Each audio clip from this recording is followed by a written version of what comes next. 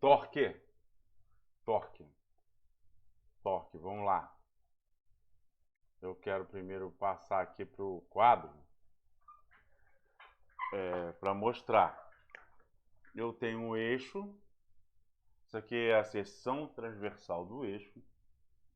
Eu tenho uma alavanca e aí eu tenho uma força que eu posso imprimir a essa alavanca em quilograma força, que é a unidade, podia ser em outra unidade também. Uma quilograma força, que ela é multiplicada pelo comprimento dessa alavanca em metro, para dar o resultado de quilograma força metro, que vai ser justamente a força, o momento, o torque, o momento desse eixo aqui, em função da força imprimida na extremidade da alavanca, vezes o comprimento da alavanca. Quanto maior a alavanca, mais eu vou estar potencializando, aumentando a força aqui, ou o torque, ou o momento. Da mesma forma, a gente vai ver lá na frente que eu tenho numa roda, na roda, eu tenho um torque, aí agora é o contrário, aí eu vou ter que dividir por esse raio. O torque vier daqui, eu vou dividir por esse raio em metro para saber qual será a minha força de tração no meu eixo de tração, né? Da minha composição, onde eu estiver trabalhando. Feito? Então vamos lá. Então, aqui está dizendo aqui já, o torque é a força vezes a distância, né? O torque, então, em quilograma força metro, acaba sendo quilograma força metro, é a força em quilograma força vezes o comprimento do braço da alavanca em metro. Opa, foi mal aqui. Vou voltar para lá que eu estava usando. Então, o torque na roda. Qual seria o torque na roda? O torque na roda seria o torque do motor na aceleração máxima do motor. Pensa na árvore de manivela lá, você já sabe disso. Você tem que saber disso. Então, o torque máximo do motor da árvore de manivela vezes a relação de redução da caixa de câmbio, porque eu posso mudar a marcha, né? Então, a relação de redução de uma engrenagem para outra, pensa na bicicleta, coroa e catraca, né? E a relação de redução no diferencial. Que essa relação aqui é o que faz equilibrar a força nas diferentes rodas. Vamos pensar, se eu tenho uma roda, estou fazendo uma curva para a direita ou para a esquerda, estou fazendo uma curva para a esquerda. E aí, se eu estou fazendo uma curva para a esquerda, a roda que está no centro da curva vai rodar menos do que a roda que está na parte externa da curva. Se eu não tivesse diferencial, ia haver uma torção do eixo e até o rompimento dele. Então, quem faz esse equilíbrio, que dá esse equilíbrio, é o diferencial. Tá beleza? Então, o torque no motor, a relação de conversão na caixa de câmbio, a relação na caixa de câmbio, a relação de redução no diferencial. E aí, como a gente não tem, não é só a energia do torque, né, que vai parar lá no eixo. Mesmo que esse sistema esteja super lubrificado, vai perder energia. Uma das formas de medição dessa energia perdida é o calor. Vai esquentar com certeza. E existe um número mágico, né? Uma taxa que se usa, né? Perda de 10%. Então, multiplica por 90% esse torque aqui. O torque máximo no motor ampliado pela caixa de câmbio ampliado pelo diferencial, mas descontada a perda, que vamos dizer, é o padrão de 10%. Por isso a gente multiplica por 90% esse produto aqui. Para ter ideia, avaliar o torque na roda. Que seria justamente aquele eixo que eu mostrei, que está ali bem abaixo, bem atrás de mim, quer dizer, o torque na roda. Esse torque na roda, ele tem que ser dividido pelo raio dinâmico, para ter a força na roda. Por que tem que ser dividido? A gente já falou isso, tá bem ali atrás de mim. É o contrário. Então, não é a alavanca movendo o eixo, é o eixo movendo a alavanca, vamos dizer assim, e no qual cada raio da roda, do pneu, é uma alavanca. Eu estou fazendo ao contrário. Justamente porque eu estou fazendo ao contrário, eu tenho que dividir pelo raio. Mas aqui está falando de raio dinâmico. Por que raio dinâmico? Porque quando o raio de um pneu, se fosse um disco de ferro, de aço, seja lá o que for, inflexível, aí seria mesmo dividir pelo raio aqui. Dividiria pelo raio. Só que não é. Ar e borracha, não é? O pneu tem uma parte fora do aro que é ar e borracha. E aí quando um raio, a extremidade da alavanca, encosta no solo, ele vai sendo comprimido em função do peso incidente, né? Até chegar a um mínimo, então ele tem uma variação de comprimento. Aí depois ele começa também a ampliar a sua dimensão até soltar o solo. Então, entre ele começar a compressão e aí depois ele terminar a compressão, tem uma variação no raio. Por isso se chama raio dinâmico. E eu tenho que aprender a calculá-lo para poder saber qual é a força na roda. A nomenclatura mais utilizada para descrever, certamente você não prestou atenção nisso, mas a partir de agora você vai prestar atenção, eu aposto. Nessa nomenclatura que aparece, né, no perfil do pneu. L/P, RA e C e V. L é a largura do pneu em milímetros. P é a porcentagem da altura ou do perfil, que é o que você quer, em relação à largura. Mas a largura está em milímetros. P é a porcentagem do perfil, aquela parte do pneu que é adicionada ao aro do pneu, vai me dar o raio do pneu, que é o que eu preciso para ter o raio. Primeiro o raio, depois o raio dinâmico. R aqui só está dizendo que o pneu é radial. A fala do diâmetro do aro em polegada. Olha só, aqui fala largura, aqui fala porcentagem da altura em relação à largura. E aqui fala do diâmetro do aro. Só que aqui é em milímetros e aqui é em polegada. Esse aqui é o índice de carga, o quanto que o pneu aguenta de carga. Isso aqui é a velocidade máxima que o pneu suporta.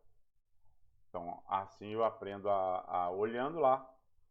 Olhe lá o teu pneu, ou um pneu qualquer.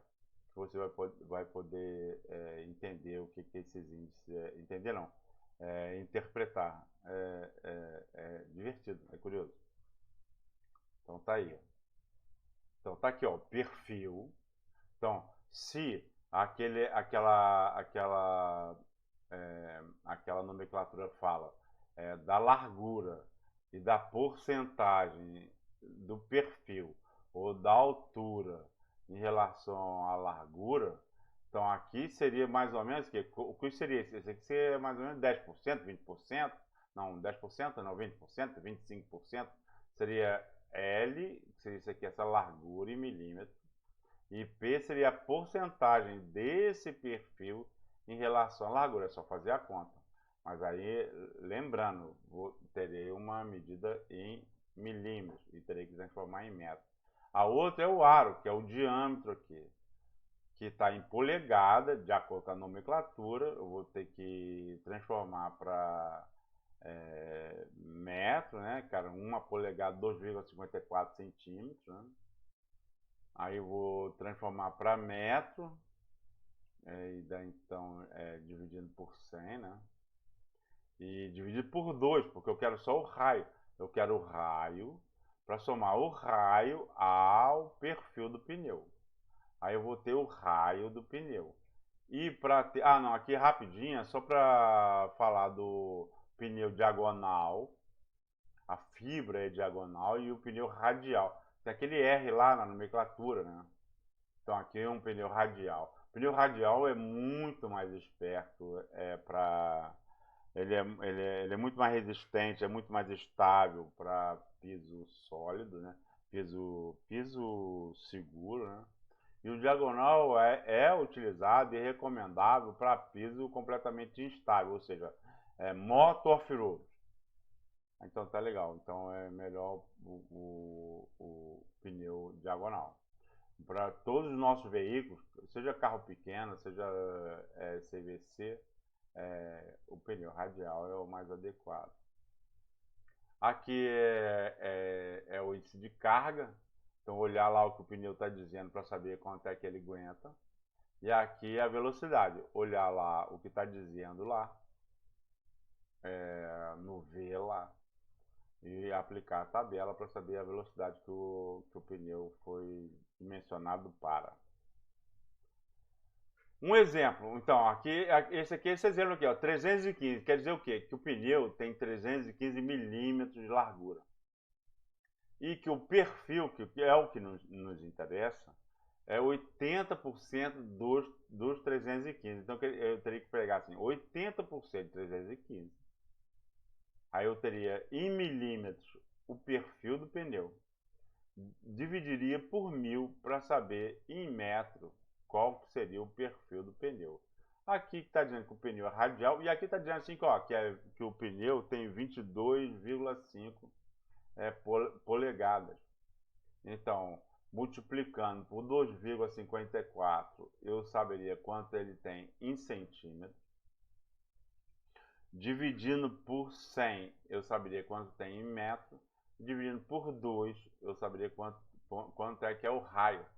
E esse raio do aro, eu somaria o que eu calculei do perfil para ter o raio do pneu. Isso aqui, 82 e T, para usar na tabela lá, que a gente não vai tratar disso, é só você voltar lá e ver na tabela o que é.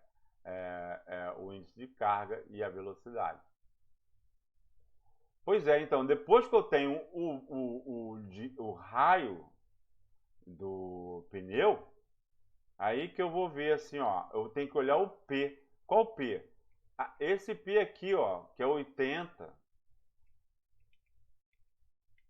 Esse P aqui, ó, que é a proporção da altura em relação à largura, do perfil em relação à largura. Depois que eu tenho isso, esse P aqui que eu uso.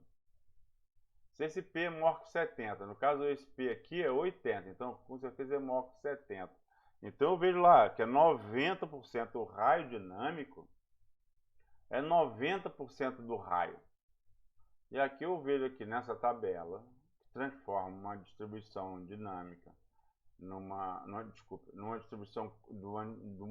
transforma uma distribuição contínua numa distribuição discreta. Infelizmente, eu podia ter o modelo aqui, mas ainda é uma ressaca do tempo da tabela, né? Eu aplico esses valores aqui em função do P, né, no meu raio, no raio do pneu. para eu saber o raio dinâmico. Lembra do raio dinâmico? Beleza. Esse aqui é uma outra nomenclatura, que essa aqui é toda em polegada. Aqui é a largura do pneu. Aqui é o diâmetro do aro. Tudo em polegada, já facilita bem. Aqui já diz que é radial, o pneu é radial. E aqui, mas qual é o P, a porcentagem? Vai ser 100% da largura. Se essa medida aqui da largura for múltipla de 0,25 polegada. Então, se for 0,25, 0,50 ou 0,75 ou 0, quer dizer então que a largura é igual à altura, é 100%. É 100% como está esclarecido aqui. Tá beleza? Tá, eu tenho uma força na roda. Agora eu já aprendi a calcular a força na roda, que foi aquilo ali que eu vi lá na frente, lá atrás, quer dizer, né? A força na roda, que é para movimentar no eixo de tração a composição veicular de carga, é o torque máximo do motor vezes o índice de correção, né, da caixa de câmbio, que é a relação de redução, vezes a relação de redução diferencial, descontando a perda em energia, né, do sistema, na maioria em função de energia térmica, né, dividido pelo raio dinâmico. Tá beleza? A gente já aprendeu a calcular o raio dinâmico. Beleza. Aí eu tenho aí uma outra força que é super importante, porque não adianta eu ter uma super força na roda. Por quê? Porque roda patina. Simples assim. Roda patina. Então eu dependo da força de aderência. A força de aderência limita a minha força na roda. Tá certo? E como é que eu calculo a força de aderência? É o peso incidente sobre o eixo de tração. Não sobre todos os eixos, mas sobre o eixo de tração. Eu tenho que aplicar, então, o coeficiente de atrito estático, que é um coeficiente desenvolvido com base em um monte de experimentação, né? Que vai dizer assim, ó, quanto é que vai aderir? E aí a força de aderência vai depender do peso incidente sobre o eixo de tração, que no nosso caso, ou é 10 toneladas, 10 toneladas, que é o eixo simples, com rodagem dupla, no caso de um caminhão toco, né? Ou 17 toneladas, que seria assim, numa carreta com o eixo duplo, né? Rodagem dupla, conjugada em tandem, então 17 toneladas. Então, sobre 17 sobre 10, eu aplicaria o coeficiente de atrito estático. E aqui tem a tabela. Novamente, eu preferiria, e você também, nessa altura dos acontecimentos, um modelo matemático, mas nós temos só uma tabela, transformando o que é dinâmico em estático. E aí, ó, pavimentado. Se for um pavimento, né, uma superfície pavimentada, rígido ou flexível, eu aplicaria então 60% ou 70% sobre o peso sobre o eixo de tração, então sobre os 17 mil. No revestimento primário estabilizado, a gente está falando aqui de cascalho ou brita, né? Compactado, né? E aí temos nossas duas realidades, não, nossas duas situações, que isso aqui a vida é assim mesmo. É arenoso, que não rola, pode até rolar, mas não é para rolar, né? Porque floresta em cima de terreno arenoso sempre uma floresta muito pobre. É uma campina, né? Sempre uma floresta muito pobre. Tem muita bromélia, muita orquídea. É mais para passear, né? Para onde tem os banhos, né? Onde tem o aproveitamento lá da beira do rio, do Igarapé, né?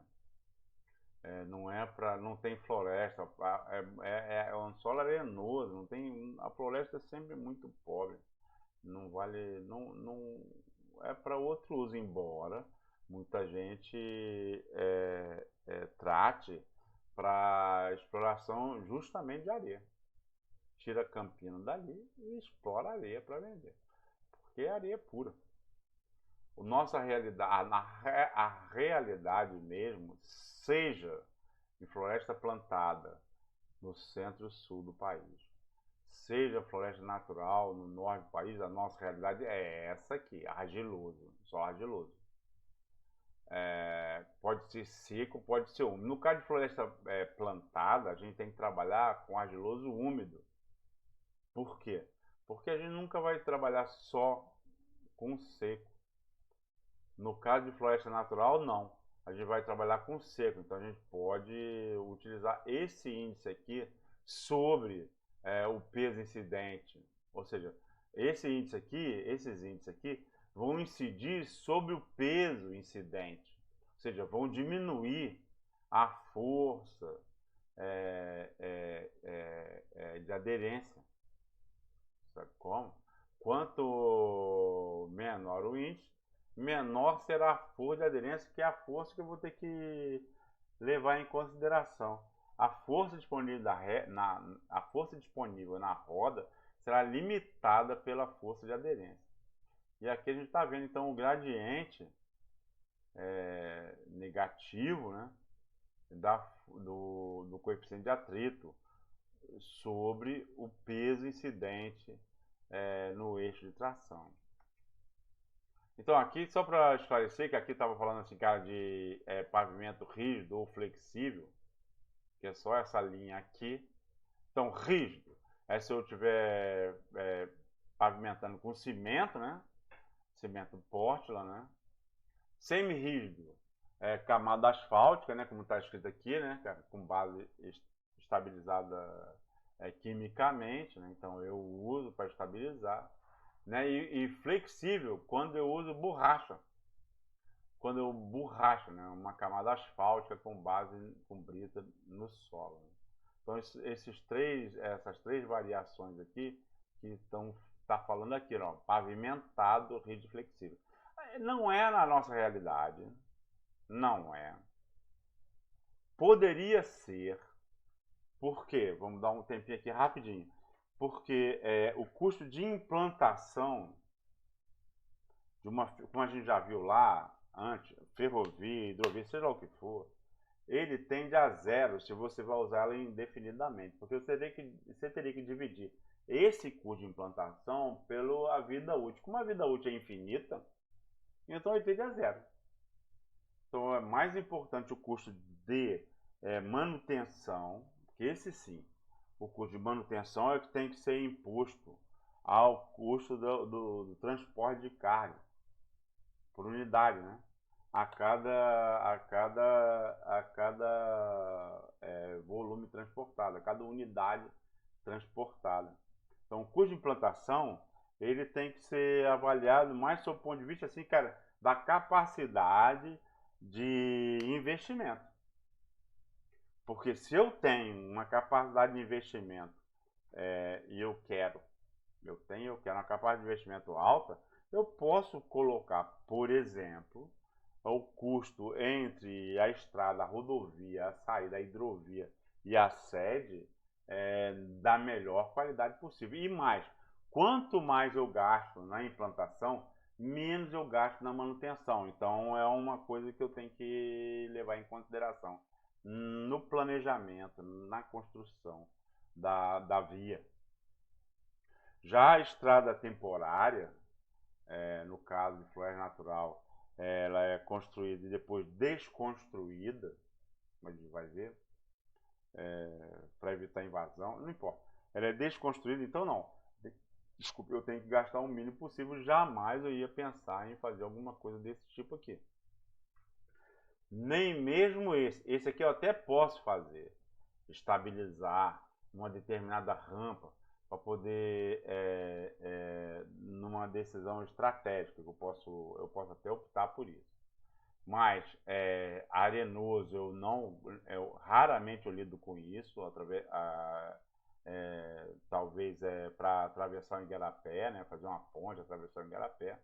E a minha realidade é toda essa. E a minha realidade que eu deveria utilizar para o cálculo da força de aderência seria argiloso úmido, no caso de floresta plantada, para eucalipto, né, para celulose, que eu vou ter que explorar o ano inteiro, todo ano. Então, a estrada tem que funcionar no úmido. E no caso de floresta natural, eu posso pensar em trabalhar com argiloso seco. O que isso vai interferir? Porque essa taxa aqui vai diminuir a minha força de aderência. E essa força de aderência que é a força para subir a composição veicular de carga, para subir a pirambeira, para subir a rampa.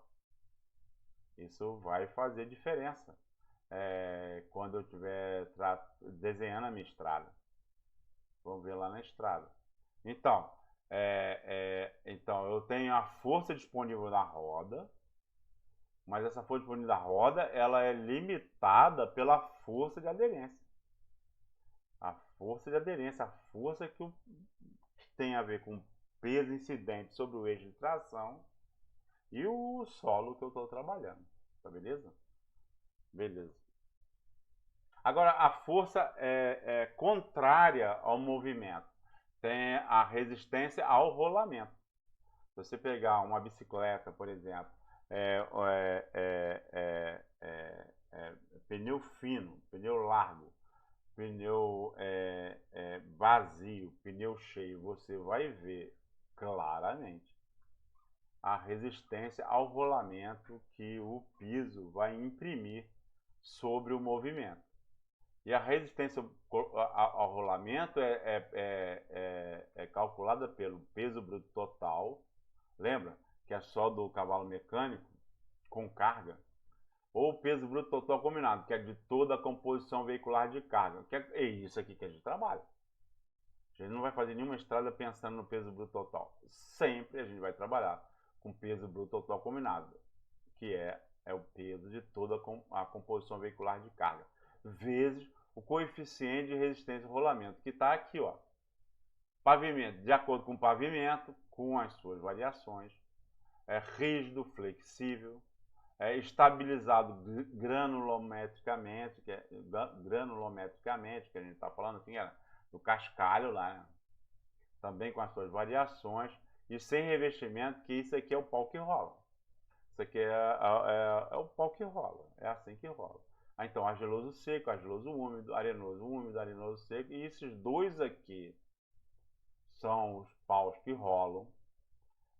No caso, úmido, para floresta plantada, porque para eucalipto, que tem que trabalhar de manhã, de tarde, de noite, todos os dias por ano, e para floresta natural, que teoricamente tem que ser trabalhado só na época da seca.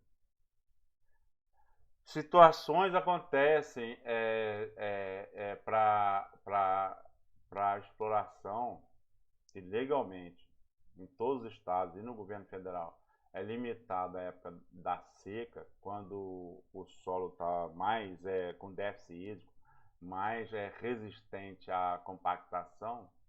Mas situações acontecem de a exploração acontecer num solo com úmido, fora da época do déficit hídrico. Se você me perguntar isso, eu te esclareço na aula síncrona, tá beleza? Se não, então é isso aqui, a nossa realidade é essa aqui, a vida como ela rola por aqui. E para estrada em geral. para a estrada principal, ou estrada permanente, ou estrada de acesso, aí essa aqui é a realidade. De qualquer forma, esse coeficiente, né, de resistência, né, ao rolamento, em quilo por tonelada. Então, 8 quilos por tonelada, 9, 10, 13, 15, 25, então, quilos por tonelada. Quilos por tonelada. Tá? Qual tonelada? Que a gente já viu aqui, ó. A tonelada do peso bruto total combinado. Tá beleza? Então, é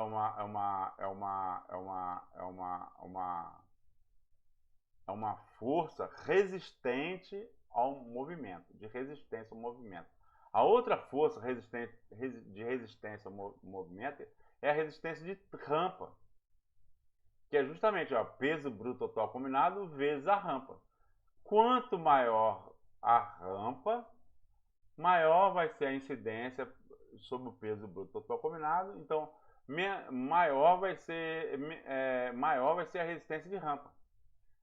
Peso bruto total combinado vezes 0%, vezes 10%. Então, peso, é o grade, diretamente o grade. 30%, 40%, 50%, 60%, 70% do peso bruto total combinado. Vai ser a resistência de rampa. 10% do peso, 20% do peso, 30% do peso, quanto maior for o grade. Quanto maior for o grade, maior vai ser a taxa em cima sobre o peso bruto total combinado. Tá beleza? Então, para eu ter movimento, eu tenho que ter a força na roda, que a gente calculou lá no começo lá. Ou a força de aderência, e a força de aderência que a gente viu lá, como é que é o atrito do peso incidente sobre o eixo de tração sobre o solo, né? Aí vai variar no solo, né? Então isso aqui, em geral, sempre é menor do que a força na roda, na subida da rampa, né? Aí eu tenho que ver se é argiloso seco, argiloso úmido. Vai lá na tabela lá para você ver melhor, né? De qualquer jeito, isso aqui, que em geral é isso aqui, que é a FAD, a força de aderência, que é a força de aderência, tem que ser maior ou igual ao rolamento, a resistência ao rolamento, né? E a resistência de rampa. Tá certo? Então, mas acontece o seguinte, que a resistência de rampa e a resistência ao rolamento, elas se somam, porque a força na roda, que a gente já aprendeu a calcular, limitada pela força de aderência, ou seja, a força de aderência que vai mandar mesmo, na verdade, na prática, na vida como é, a força de aderência que vai mandar, né, para subir a piradeira, né, que é solo úmido, né, solo seco, sempre argiloso úmido, ou argiloso seco, tem que ser maior ou igual à soma dessas duas, porque essas duas se somam. Essas aqui, a força de aderência limita a força na roda, mas essas duas aqui se somam, a resistência ao rolamento e a resistência de rampa. Ah, beleza, então, pô, isso aqui agora eu já posso ver que tem uma coerência. Não é? Então, como é que eu calculo a rampa que a minha composição veicular de carga é capaz de subir? Porque eu que vou calcular, eu que vou desenhar a minha estrada. Eu que vou desenhar a minha estrada. Então, se eu for desenhar a minha estrada, eu vou definir qual é o gradiente, né, cara? Qual é a rampa, né? Qual é a declividade que a minha estrada vai ter. Eu que vou desenhar. Então, eu já sei que a força na roda, mas aí não vai rolar, porque a força de aderência é sempre menor que a força na roda, então vai ser bem a força de aderência. Tem que ser maior, igual, ou pelo menos igual, para evitar problema de que ele passa para lá, passa para cá, então vamos deixar igual. A resistência ao rolamento mais a resistência de rampa. Lembra como é que é a resistência ao rolamento? é o peso bruto total combinado vezes o coeficiente de resistência ao rolamento. Desculpa, é o coeficiente de atrito estático. Então, a resistência ao rolamento, volta lá nos slides. No slide, é o peso bruto total combinado vezes o coeficiente de atrito estático, que vai reduzir. Né? E aqui também a mesma coisa, a resistência de rampa é o peso bruto total combinado vezes o grade, a declividade. E nesse grade aqui que eu quero. É esse grade que eu quero. Então, como é que eu quero, como é que eu faço então, tendo essa, no caso aqui, uma inequação, mas eu posso botar igual aqui e ser uma equação. Como é que eu obtenho então qual é a rampa máxima que a minha composição veicular de carga, considerando a força de aderência ou a força na roda, mas é a força de aderência que vai rolar. Primeira coisa seria fatorar. Porque se resistência ao rolamento é peso bruto total combinado vezes o coeficiente de resistência ao rolamento, o coeficiente de atrito estático, mais a resistência de rampa, seria o peso bruto total combinado vezes a declividade, eu posso botar então fatorar, botar em evidência o peso bruto total combinado, que multiplicaria o coeficiente de resistência ao rolamento mais a declividade. Aí esse peso bruto total combinado passaria para o outro lado, nessa igualdade, numa igualdade, como denominador. E aí ficaria desse lado aqui só o atrito estático, né? O coeficiente de atrito estático mais a declividade. Então, o coeficiente de atrito estático passaria para o lado de lá já negativo. Tá aqui positivo, passaria do lado de negativo.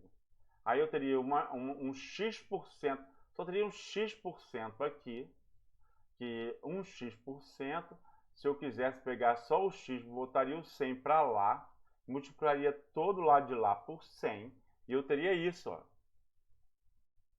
Força na roda limitada pela força de aderência. Aí é o 100 sobre 1000, né? Então ficaria só 10 vezes o peso bruto total, o peso bruto total combinado. A gente está falando de peso bruto total combinado. O peso bruto total não nos interessa. Menos o coeficiente de rolamento, né? Ou de atrito estático, né, cara? Dividido por 10 por causa do 100 multiplicando para cá. Porque uma coisa estava... Isso aqui estava em quilograma e isso aqui está em tonelada. Então tem que dividir por 1000, multiplicado por 100 e acaba multiplicando por 10, todos os dois. Beleza? Faça esse exercício.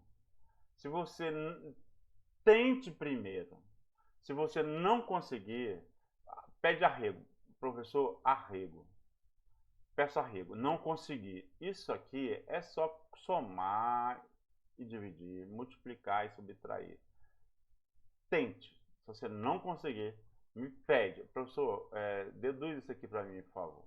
Tá beleza? Esse é a mesma coisa do que esse aqui também. Aí, da mesma relação aqui, ó.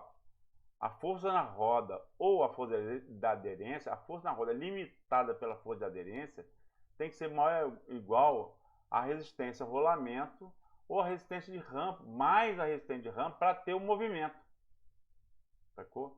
Então, a mesma relação que eu calculo aqui para saber a rampa que eu vou usar lá na estrada, que é o nosso próximo assunto, também é calcular a minha capacidade máxima de tração. É a mesma coisa, só que aí a capacidade máxima de tração, você vai só substituir o peso bruto total combinado.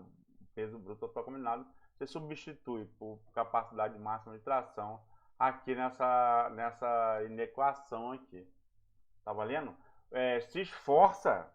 Se esforça, peão. Se esforça. Se esforça, engenheiro. Deixe florescer, pô. O engenheiro, cara. Deixe florescer o engenheiro. pega o papel, pega a conta, cara, para fazer isso. E depois chegar nisso e chegar nisso. Aí a gente está começando a conversar sério, tá beleza? Se não conseguir, pede arrego. Eu prefiro, eu até sugiro que você peça arrego para os seus amigos, seus colegas de profissão, de futura profissão, seus futuros colegas de futura profissão, antes de pedir arrego para mim. Mas se você pedir arrego para mim, eu vou te fazer, tá beleza? Aqui é o print screen da página do DNR, né? Não, desculpa, do Detran, para você obter aquela autorização especial de transporte. Tá valendo? Aqui que você vai obtê-la. É muito fácil de tu solicitar. Depois, tudo dando certo, aguardar. Mas já sabendo, agora você já sabe por que a lei limita. Porque tem a ver com o projeto que a estrada foi desenhada. Às vezes não dá nem de cara. Às vezes até dá, mas aí tem que ter batedor na frente, batedor atrás, tipo aquele transporte de peça para hidrelétrica, aquelas peças monstruosas, né? Aí é o jeito. Aí tem que distribuir bem, aí quando a gente vê, né, aquelas minhocas, aquelas lagartixas, né, cheia de eixo para distribuir o máximo possível o peso, né? E batedor na frente, batedor atrás. Mas não é a nossa realidade. Aqui é o que você vai entrar para obter autorização especial de transporte.